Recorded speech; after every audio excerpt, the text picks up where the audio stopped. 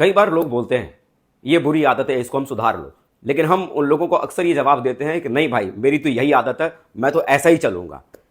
तो क्या था, एक जंगल था, एक जंगल में बहुत सारे जानवर रहते थे, उस जानवरों में एक सांप भी था।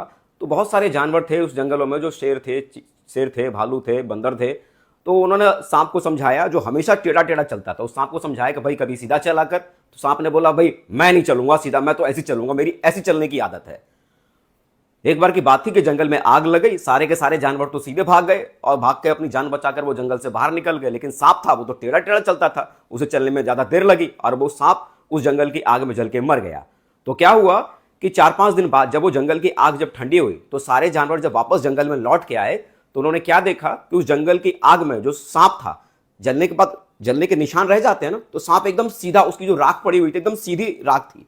तो बंदर ने उस राख को देख के बोला कि भाई तुझे सीधा ही होना था, तो जलने से पहले सीधा हो जाता तो कम से कम जान तो बच जाती। तो अक्सर करके बहुत सारे लोग अपने जीवन में यही कहते हैं कि साहब हम तो नहीं सुधरेंगे, हम तो अपनी खराब आदतों को नहीं बदलेंगे, हम तो ऐसे ही हैं। कि साहब आपको अपनी आदतों को बदलना तो पड़ेगा जीवन में, अगर कामयाबी चाहिए तो। शर्त सिर्फ इतनी है, जलने से पहले या जलने के बाद।